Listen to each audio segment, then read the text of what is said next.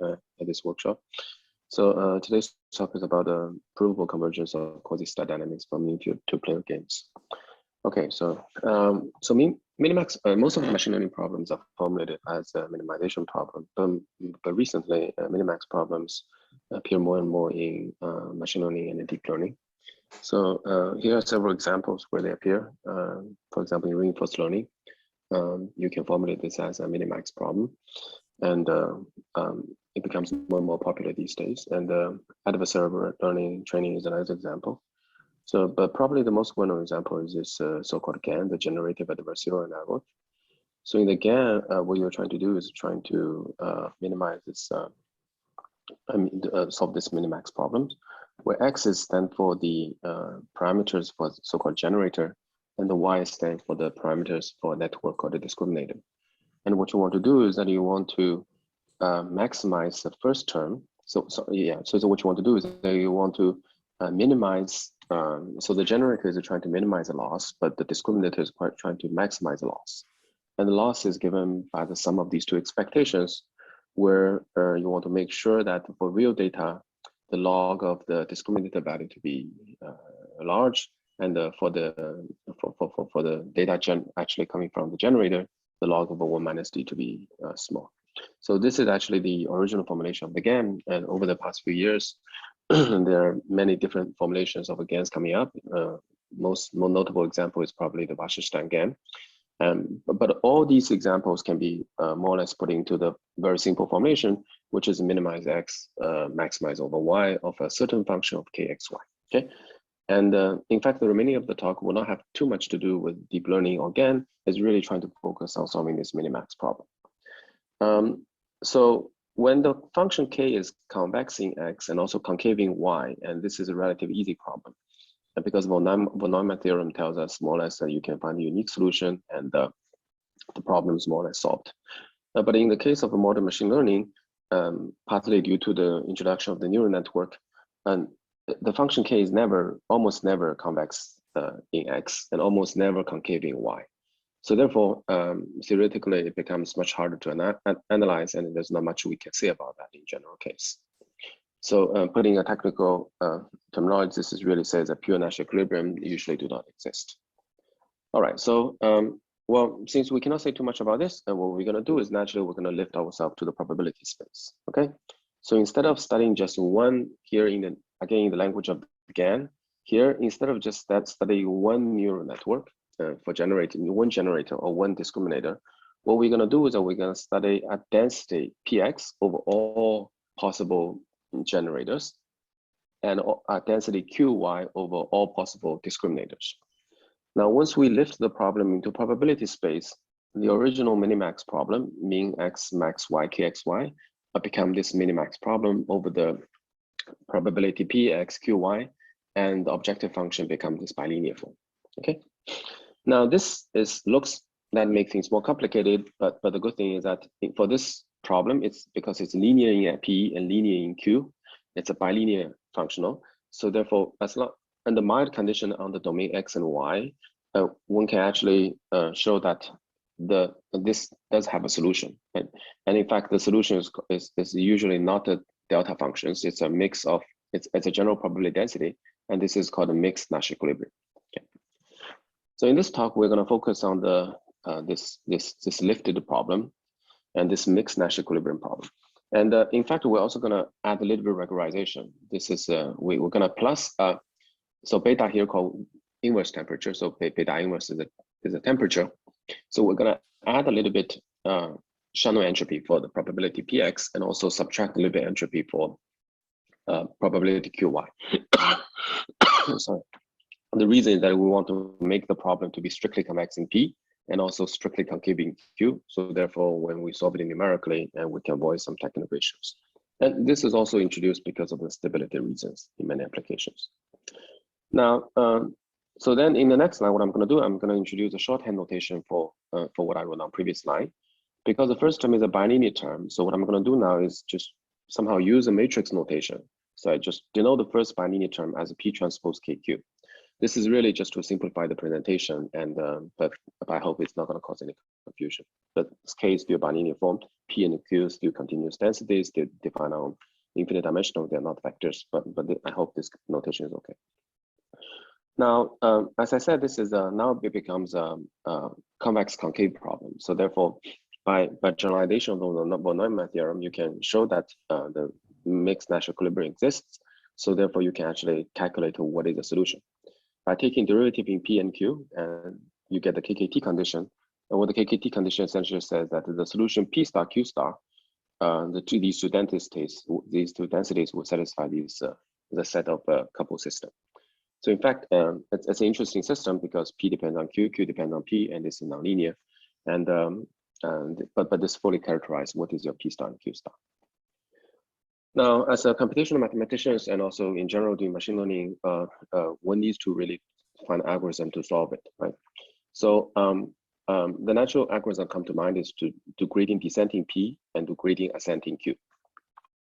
Well, in the strictly convex concave case, and we can show that this functional self, you can derive a Lyapunov function based on that, and this will converge if you do something like gradient descent or do mirror descent.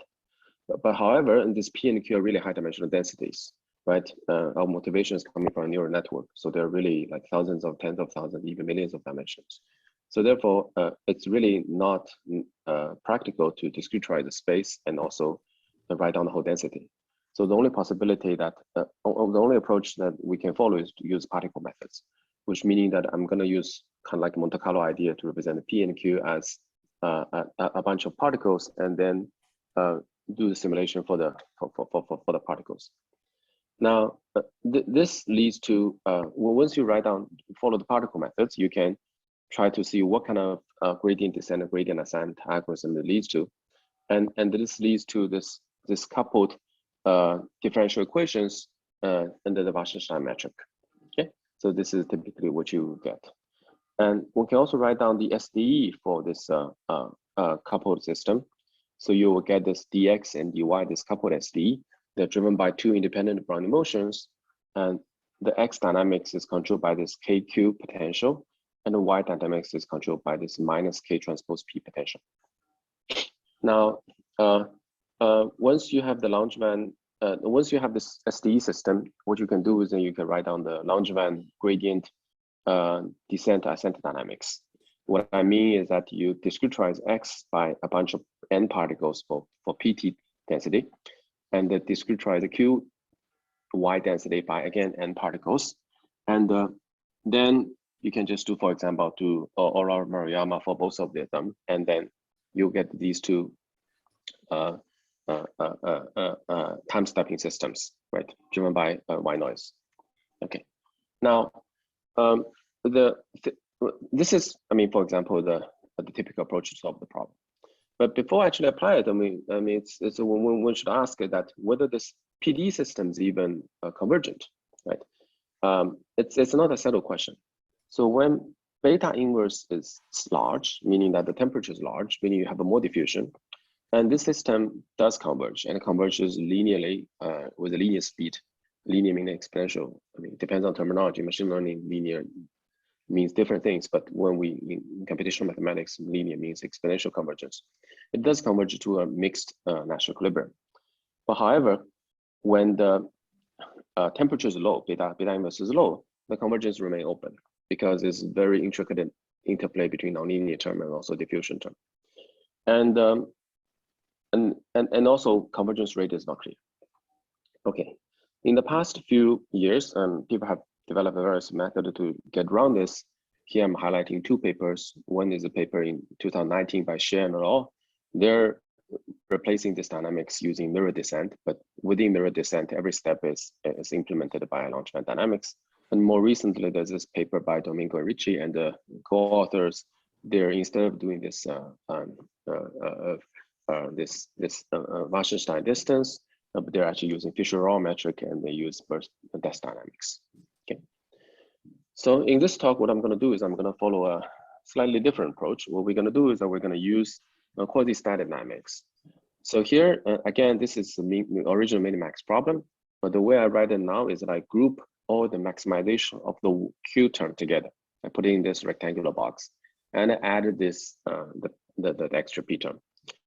So what this suggests is that what we're going to do is that we're going to perform the inner and outer optimization separately. So I'm going to do the maximization for Q first, and then on top of that was P fixed, and then on top of that I will do the minimization for P.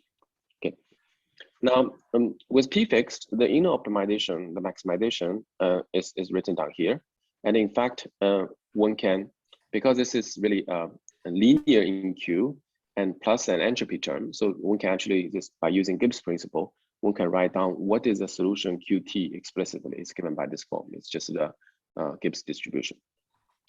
Once we have the distribution for Qt, and we can plug back into the square bracket and try to write down the dynamics, the Wasserstein dynamics for P, and this is after some like half a page calculation, and this is what you get. And going from the first formula to the second formula here, so first line of this display to the second line display, we're using the Gibbs principle. And in fact, whatever inside can be written as the log of the partition function. Now this partition is for Q and it depends on P, and take the derivative with respect to P. Now one question comes up is that if you try to use this, I mean, what would be the derivative for P, right? What is this for sure derivative of log partition function of P? Well, in fact, by using the KKT condition of the argmax problem, and this is a standard trick which appear, I mean, many times in these kind of like free energy minimization, one can show that the partial derivative of the log of partition function with respect to P is actually given by K times the Q, where Q is a solution coming from the argmax problem. So therefore, at the end, the P equation takes a very simple form. Okay, so the only trick is that we need to solve for Q based on P and then plug back in. So the theoretical question is that what I wrote down, the last equation that I wrote on the previous page, and does that converge? Well, in this theorem, we show that it does converge, and it does come. This two-step quasi-static dynamics does converge to the unique Nash equilibrium P star Q star of these mixed problems. And here's the sketch of the proof, and the idea is fairly simple because it's to realize that this last equation on the previous slide, in fact, it's a gradient flow in the Wasserstein metric, but with a slightly different energy. And this energy is given here is the free energy, which has two parts. One part is the log of the partition function that we talked about earlier, and then the second part is the Shannon entropy for P. Once we know this, and then the proof is more or less follow the famous JKO paper. Essentially, it has three steps. First, we show that this has a unique minimizer, and then by use the JKO, we can construct a weak solution and then take limits, and to show that this solution itself is unique and smooth. And finally, by using the fact that this F function, which is the free energy, is convex, and also it's a Lyapunov function of the dynamics, and we can show that it's converged to the unique solution. Okay, so that's a proof goes. It's not very difficult. Now, in the rest of the talk, what I'm going to do is I'm going to talk a little bit about the discretization of this quasi-static dynamics. So recall that here, let's recall that in the gradient ascent descent dynamics in the Wasserstein metric, we get this coupled PDE, which I told you that for low temperature, its convergence is not clear. It's a hard PDE. And from that, we went through the SD description. And then from that, by doing Euler-Maruyama and also doing discretization, we get this called Langevin gradient descent ascent. Now, in the case of the quasi-static dynamics, things becomes a little bit simpler. And in fact, I mean, this first equation tells that for fixed P density for the generator, what would be the density Q for the discriminator, right? And once we solve for the Q, we work out what this will actually be the free energy, right? And this would be the P dynamics that appeared in my theorem that I talked about. So therefore, what we do is that we're going to follow this quasi-static dynamics. So for every step for P, what we're first going to do is that we're going to try to get this equilibrium density Qt. And this is obtained by solving this Y SDE with these potential fixed, PT fixed. Now, once we solve for this SDE, we get equilibrium measure for QPT, and then we can plug it back into the X dynamics, the SDE for the PT density. And then we're going to run this SDE and to move to the next step. So in fact, you can think about this as more or less like a two-scale. It's more like the limiting of the two-scale method, where the Q is running much faster than the P. Now, just to be complete, here I listed what this whole algorithm, which is listed here. It looks a little bit complicated, but it's nothing more than what I just said. You're gonna run the Q dynamics first until equilibrium, and then you take that equilibrium density, plug into the P dynamics, and then you do time march. Okay. Now here, what I'm gonna do is I'm gonna show you two simple examples. So the first example is this has come from the one of the early paper I mentioned. We'll call it game on torus. So this is a very simple problem. It's a nonlinear function kxy in x and y, and this is not convex, not concave, and this fitting to our setting. And here we compare our algorithms with QS is our algorithm, and LGDA is Langevin gradient descent algorithms, which cannot be proved, but also in practice has been used. So we see that for when the beta is small, which meaning that the temperature is beta is small, the temperature is large, and these methods are. Oh, sorry, I forgot to mention one thing. K1, K2. This K1 value is corresponding to how many steps of the inner maximization we carry out before we actually do the outer minimization. So this tells you that how much the Q density has been equilibrated. Now you see that when beta is large, this is corresponding to low temperature. In the case of low temperature, in fact, we notice that the quasistatic dynamics works better than the Langevin gradient descent dynamics. Because if you measure the final KR divergence of the measure that we obtain compared with the Q star, the P star, which in this case can be explicitly calculated, our method will perform much better. While in the smaller beta values, and this is high temperature case, and then they all work pretty much the same. Okay. And here gives an examples about how these methods behave when we increase the number of particles that we use to represent the density. They're going roughly a little bit below 100 all the way to above 1,000. So in this simple case, our neural network, in fact, this only has two, not even neural network, we only have one parameter. So therefore we can actually use a lot of particles. But in practice, for complicated GAN problems, typically I don't think one can use all the way up to thousands of generators or discriminators. So, but anyway, so in this figure, you see that the errors also decrease nicely, more or less inverse proportionally to the number of particles you used. Okay, which means that by increase of particles, we can sample this P and Q densities, represent them much more effectively. Now, the second example is this is again an example. Here we don't know the ground truth, but we're just I'm here showing you the result of the trained GANs using our quasistatic dynamics, and then compare with the particles generated by the ground truth. So here you see the blue dots are corresponding to ground truth densities, and with the green ones are corresponding to the ones generated by the generator. And on the left-hand side, it's a mixture of 4 Gaussians. On the right-hand side, it's a mixture of 8 Gaussians.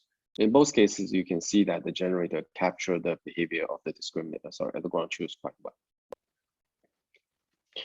So, so to summarize what I've talked about today, so theoretically we introduce this so-called quasi-stat dynamics, and we write down this PDE, and by using the JKO theory, we prove that it's a convergent.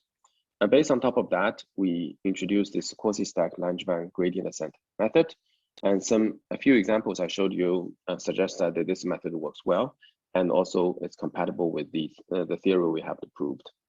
Now, the main open question that I think is most important is actually still the question regarding this so-called gradient ascent descent dynamics. This is coupled PDE I showed earlier. And I personally believe that this PDE should be convergent as long as you have a positive beta, no matter, in a sense, no matter how small the temperature is. But the tricky thing here is that when you write down, try to do the analysis for this PDE, it's very hard to construct. I wasn't, at least we personally, we are not successful in terms of constructing the Lyapunov function for this system. So this is where we got stuck. But I think that proving convergence for this couple PDE independent of the size of beta is a very interesting theoretical question. I mean, on top of that, once one can prove the convergence, then what will be the convergence rate? That's also an essential question. So the reason I think this is interesting because in practice, people do use this Langevin gradient ascent and descent, and in many cases it actually does work quite well. So that makes me believe that I mean there's a chance of proving that this actually works and obtain some explicit rate. So with that, I thank you for your attention. And my work is sponsored by the National Science Foundation of the United States, and also this is the paper. This is the reference of the material I talked about today. Thank you.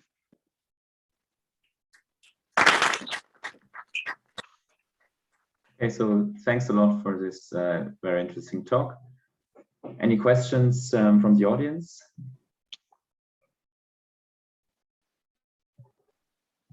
Yes, please. Okay, yeah, very nice talk. It's interesting. The question is that, when the dimension of the X and Y increase, I saw the work by Wei Nan and Jiaqun, they use a neural network to approximate the P and Q. Do you think that idea applies here too?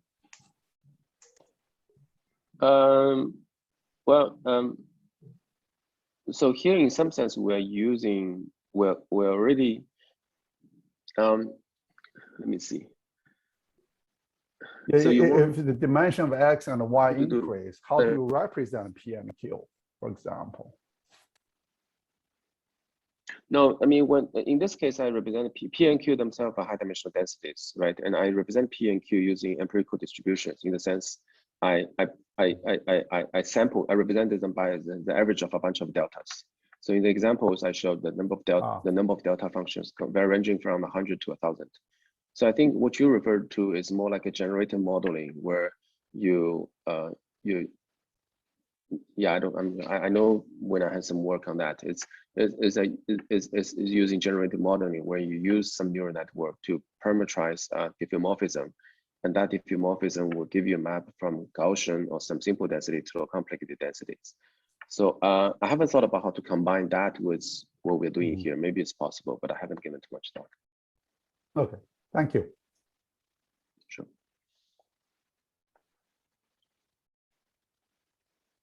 Okay, we have another question. May I ask a question? So when you consider this convergence for beta -1 small, do you also look at time-dependent beta, where this becomes small in the limit t to infinity? Or do you just look at constant? Right, and that's a good question. Yes, thank you. That's I mean, in the optimization problem, I mean, because we're starting from the optimization problem, so it's natural for us to fix one beta, right? The beta is fixed, consider beta is fixed. But you're right that in the PD system, it is natural to consider varying beta. And you might want to start with a high temperature and then gradually transition to low temperature. Yeah, in that case, you might have convergence to an equilibrium, which you would not see if you just consider beta constant. That's possible, yeah, that's possible. Okay. Thanks. Yeah, that's a good point, thanks. Yeah, that would also be an interesting question, saying that suppose you know some information about your K, this K matrix or this K operator, and then how will you design your beta T so that to ensure convergence? So I think there is a relation of your approach to non-local gradient descent, where you replace gradient by non-local gradients. And there are similar questions, how you can obtain convergence of these non-local gradients to the local gradients. Sorry, what do you mean by non-local gradient? Yeah, if you replace the gradient by some non-local operator with a kernel. Oh, okay. So there are new contributions where you look either at such a non-local calculus, or you can also look at fractional derivatives which have such a non-local property. Okay, thanks.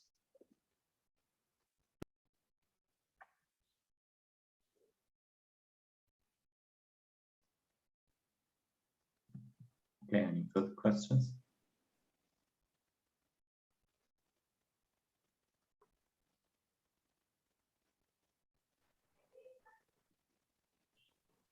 that doesn't seem to be the case. So let's thank the speaker again.